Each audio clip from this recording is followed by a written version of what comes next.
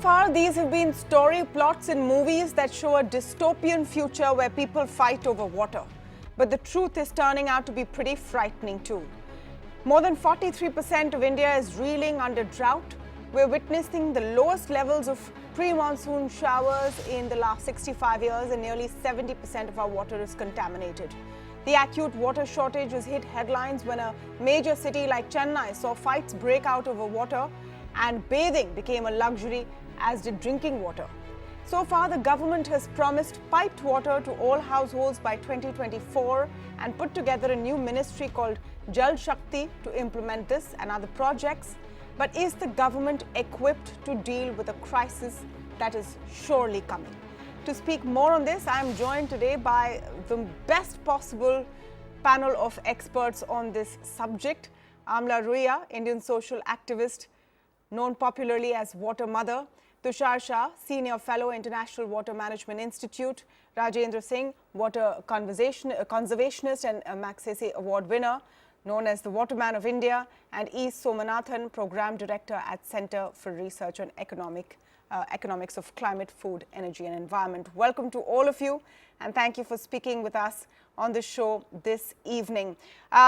Ms. Ruia, let me begin by asking you how deep the crisis really is, because sometimes it seems like a few stray incidents may have been put together. Is it really as bad as it seems, with the situation of drought which is hitting agriculture in different parts of the country, but even basic water shortages now in urban centers?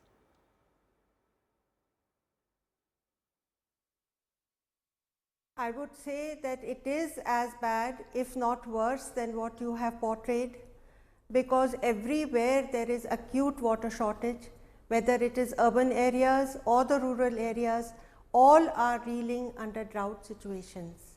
And we really need to wake up and take adequate measures to allay this catastrophe that is likely to fall upon us.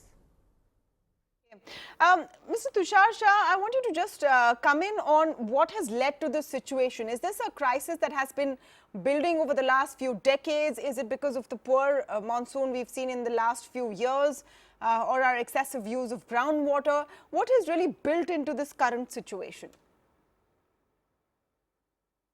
I think what is built into the current situation is the fact that we have not learned to manage the changing nature of our water economy.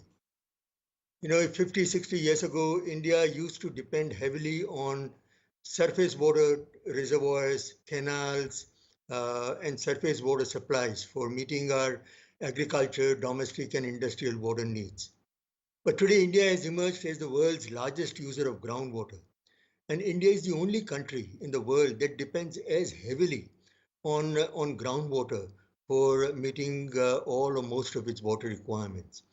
This basically means that the main response to the challenge of water crisis is for us to master the art of managing storage.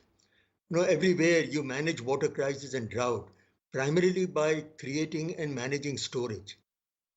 In our country, this massive groundwater development has already created a large aquifer storage. And we need to master the craft of managing these aquifer storage, the underground reservoirs, which nature has given us. During every good monsoon, these reservoirs get replenished. But we need to do a better job of replenishing these reservoirs. And then after the monsoon is over, we need to do demand management. That is one thing, one aspect on which we have failed totally. We have no systems of managing groundwater demand. States from Punjab down to Tamil Nadu provide farmers free electricity, and therefore farmers keep pumping at will. There are studies which show that 40% of our groundwater use in agriculture is completely superfluous. If we remove that water use, there would not be a single reduction in our food production. So there is a great deal of waste which we need to cut out by properly managing our energy water nexus. Yeah, you made a good point about agriculture. In fact, a Niti Aayog report shows that agriculture uses up to 80% of all our water resources. Drinking water accounts for only 4%. But Rajendra Singh, in a situation where, farmers are so dependent on the monsoon, how can one really help? What can the government do?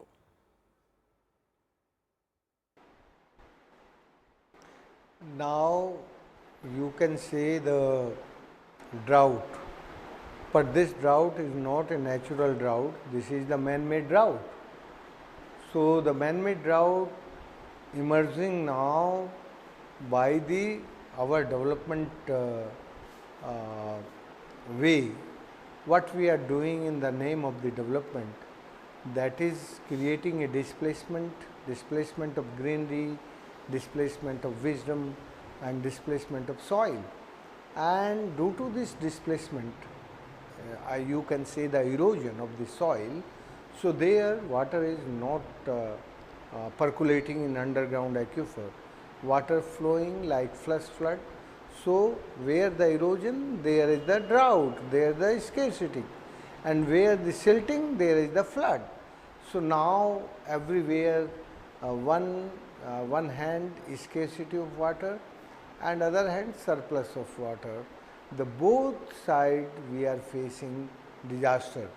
And if my government is really bothered about the better future of this country, so they can start with the communities.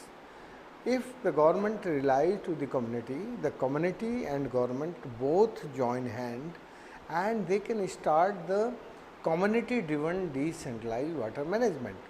Because if you are doing the community driven decentralized water management, so you recharge the aquifer, you control the evaporation loss. So that way you are really doing for the pupil, and the pupil feel confidence with the government. The confidence of the government is the government doing for poor pupil. If the small work, community driven work doing with the government support, so that is a community driven decentralized water management. That's if true. the government doing big project like linking of river, You're so absolutely now right. the need of this country Yeah. is the community driven decentralized water management and recharging the aquifer, and you make a reserve bank of the underground aquifers. So that is the called a reserve water bank. Okay. When no rains, you can use that bank. Okay, I want wide participation. So if any of you all have a point on what is being discussed here, please come in. But I will come, of course, to Mr. E. Somanathan, and we'll focus a little more on water shortages in the agricultural sector before we move on to what is happening in big cities. The idea of the government has been to push conservation. In Maharashtra, for example, the Jal Shivir, Yojana, creating more micro irrigation for fields and for farmers. All of this has been part of policy. Why do you think it hasn't worked, or has it not been enough for the scale of the problem we're facing? Well, I think that, part of the reason is that local communities are not sufficiently empowered. There's too much fragmentation of authority, right? You have this, you have a state public works department, and that has controlling most of the irrigation structure. Unless you decentralize seriously in the sense that you give local communities real authority, and they have a structure which they can use to actually make decisions, then it's hard to get these things to work. Let me come to what the government can do, and let's switch into that mode, especially in light of the huge groundwater supply that we're pulling out, as well as what we're seeing in urban areas. In urban areas, of course, the water tanker business has received a huge boost because of shortages there. That has been the solution for a lot of people, but not everyone can afford that. Let me come to you again, Mr. Somanathan, on what the government can do. There is now a new ministry which is dedicated. It's a combination of a couple of other ministries. It's dedicated to water resources. What really should be on the agenda?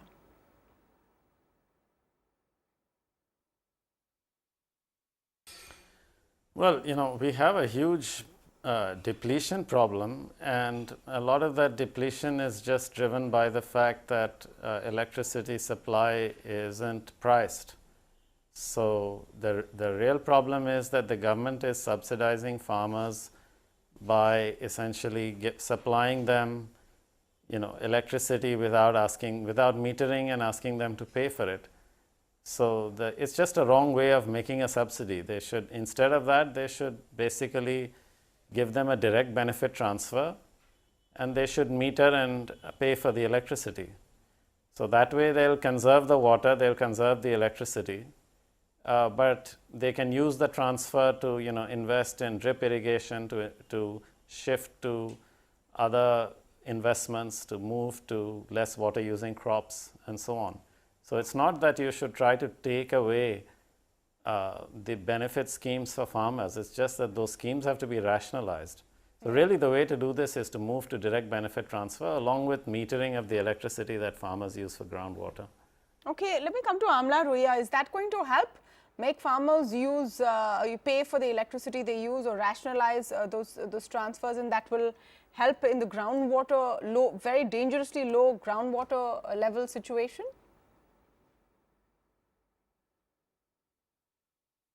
So that will help to an extent, of course, but what will help more is when the community driven projects are more with government participation, so that the people are the decision makers, and the rainwater is collected through community driven projects, which will help to raise the groundwater levels.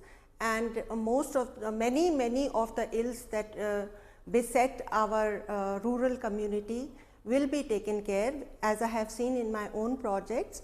As soon as we do these check dams, which then replenish the aquifers, we have water all the year round, and for the second and the third crop as well. And also it takes a village to become drought proof within 3-4 years of medium to good monsoon happening in that area. The villages become drought proof, which is, I think, what we should be looking for. So, Ms. Ruia, these projects that you have conducted, and you've seen the success stories in some of the villages, have you collaborated with the government? Are you hoping that the new ministry reaches out to you and this experiment can be then implemented on a wider scale?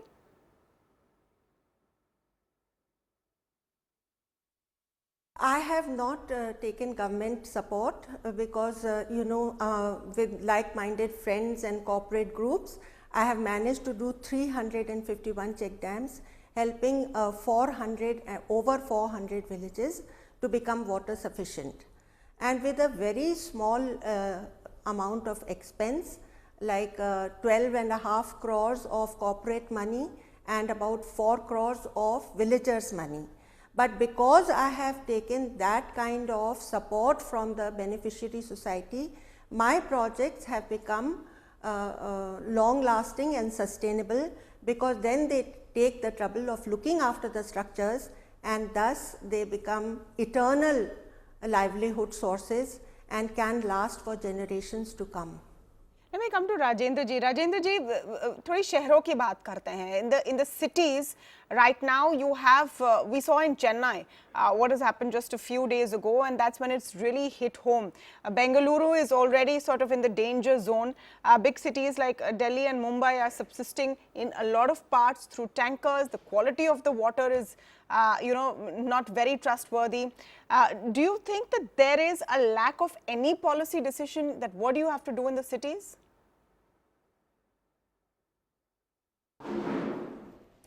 शहर गांव के पानी पर बने, पहले तो गांव का सारा पानी 150-150 किलोमीटर दूर से लाके शहरों को सप्लाई किया, और अब गांव में भी पानी नहीं है और शहरों में भी पानी नहीं है. Now the village without water and cities also without water. So, we can say this model of development is not right, this is the wrong development model. And you know, the urbanization very big way flourished, and rural area migration to the urban area without water. So, the pressure of the on this city is the rural pressure. So, due to that pressure, the crisis of urban like Mumbai, like Chennai, like the Bangalore, so and Simla, where the 2000 mm annual rainfall. So, now more than 21 city is just going to 0 days, and you can say just they are moving toward to the 0 days when they not have water on surface and no water on subsurface and no water in underground aquifers. So, this crisis we seen, and this crisis we seen in these African countries and Central and Western Asian countries. Right. We've seen it. And the same path my country is moving. Yeah, we've seen it in Cape Town. We've seen it in Cape Town. So, if we really bother, yes, not only Cape Town, the lot of country moving to forced migration, they are moving to Europe where they have the enough water in underground aquifers. So, if my country is not really bothered about the recharging the aquifers, so they going away from own place. I can say in Rajasthan more than 1200 villages in last 35 years where no water when I start the work, now they have enough water. And now I can say the two rivers in Sangli district, the river called Mahakali and river called Agrani, there is today you can see the water there. Because if the community driven decentralized water management going on, so the community belongingness and ownership emerge for that action. So, when the community thinking about the common future, better common future, so they are doing better action. So, now we need, very important need in this country, the community driven decentralized water management. No, but how do you do that in urban areas? Mr. Somanathan, please come in here. How do you do that in urban areas? Now they change. Yeah. No, you're absolutely right. Changing the name of the ministry is not going to help, but we'll have to wait and see what their plan is. How do you do this in urban areas where right now you have a lot of public interest messages? Let me just complete my point. You have public interest messages saying, you know, use a bucket, don't use the shower, don't waste, shut off your taps. That's clearly, we're past the time for just that.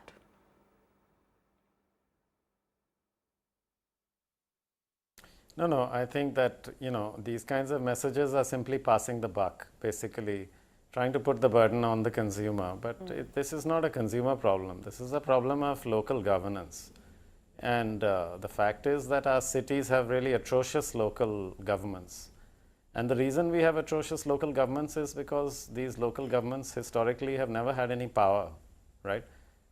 The only way to get these kinds of services, water, sanitation, waste management, you know, pavements that are not dug up all the time, roads that are not dug up all the time, you know, decent bus services, a decent metro.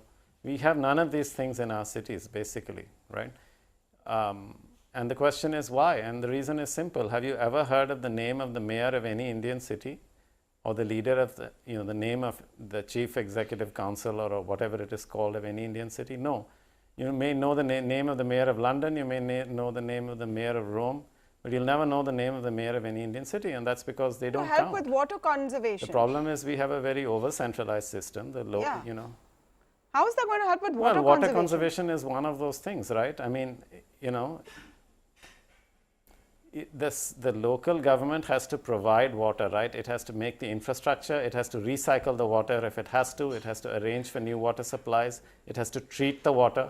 It's not just a question of the quantity of water, right? It's also whether that water is poisonous or whether it is drinkable, right? Does it have microplastics in it? Does it have heavy metals in it? Does it have bacteria in it? So these things have to be provided by a government. You cannot pass the buck to the consumer and say, use a bucket and all that. That's completely nonsensical. Yeah. So the problem is really that our urban local governments don't have any power. We need to decentralize to them. We need to give them a revenue base, and we need to give them real powers. Then these things will happen through the electoral system. Because right now, if I say, hey, I don't have water in my tap, who am I going to complain to, right? Supposing I live in UP, then really it's in charge of the Jal board, right? And the Jal board reports to somebody in Lucknow, who then reports up to the chief minister. So obviously that can never be an election issue in UP, some local issue. Local issues have to be dealt with locally. Yeah, no, absolutely. Amla Ruia, just a word in about the plight that we're seeing in urban India, where you can buy water, at least that kind of availability is there, but the contamination levels, the purity and what it's going to do to you is not clear.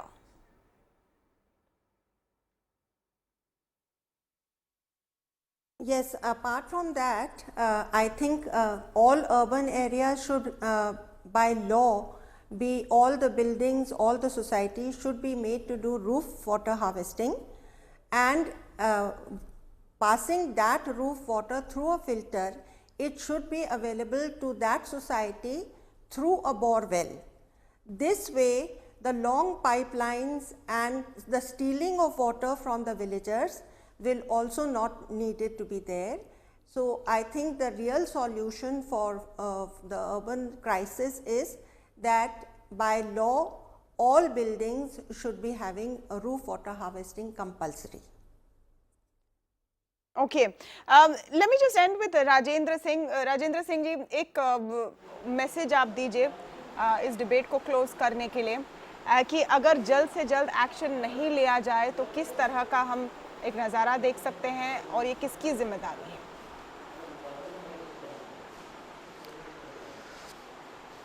देखिए, यदि भारत सरकार, राज्यों की सरकार और municipal corporations, हमारे जो constitution ने तीन लेवल पर अधिकार दिए हैं, हम तीनों हमारी सरकारें अपने अधिकारों को समझें और हमारा समाज भी समझे।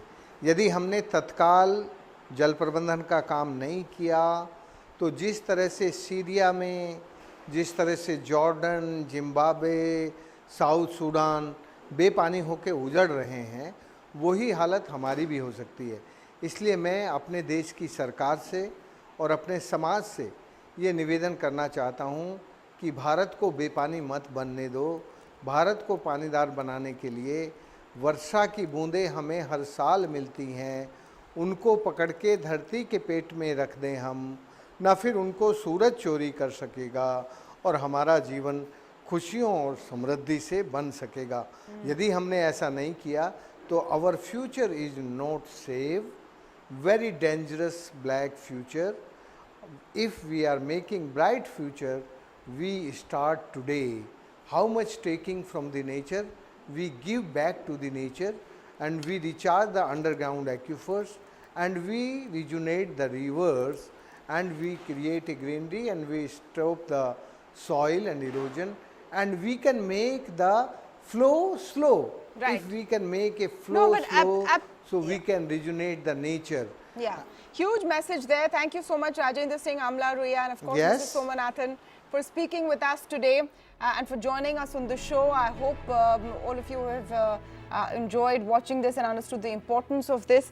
This is one of those subjects which seems very vast, very dense to cover in a debate kind of format, but it is a huge pressing issue. It's a concern that we all need to look at very, very carefully. Thank you for joining us on the show this evening.